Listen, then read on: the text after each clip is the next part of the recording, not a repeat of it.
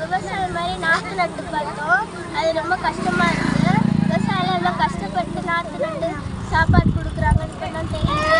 நாங்கள் இன்னைக்கு சாப்பாடு வேஸ்ட் பண்ண மாட்டோம். நீங்கள் சாப்பாடு வேஸ்ட் பண்ணாங்க. இங்கே வந்து என்ன பண்ணீங்க?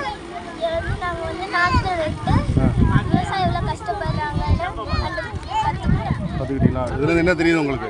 நாங்கள் இனி சாப்பாடை வேஸ்ட் பண்ணக்கூடாது. ஓகே, உங்கள் பேர்? கற்றுக்கிட்டா பிள்ளைங்களுக்கு நிறைய விஷயங்கள் தெரியுன்றதுக்காக இந்த மாதிரி நிறைய ப்ரோக்ராம்ஸ் பண்ணிகிட்டு இருக்கோம். அதில் ஒன்று தான் இது. ஃபீல்டுக்கே வந்துட்டு பிள்ளைங்களுக்கு காமிச்சிருக்கோம்.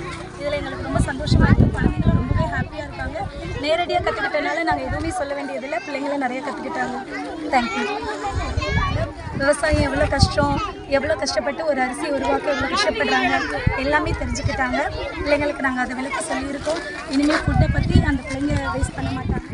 இப்போ பார்த்தீங்கன்னா விவசாயம் எவ்வளோ தூரம் அழிச்சிட்டு இருக்குன்றது நம்ம எல்லாத்துக்குமே தெரியும். அதாவது எல்லாத்தையும் அழிச்சிட்டு வீடு கட்டுறது அந்த மாதிரியெல்லாம் இருக்குது.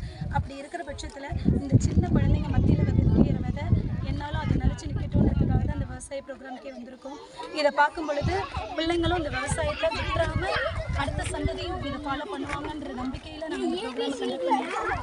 என்றைக்கு பிள்ளைங்க வந்து மற்ற படிப்புகளுக்கு இன்ஜினியரிங், டாக்டர்ஸ் இல்லாமல் விவசாயமும் ஒரு படிப்பு தான். அதையும் படித்து நம்ம நாட்டை முன்னேற்றணும்னு பிள்ளைங்க பாடுபடுவாங்க.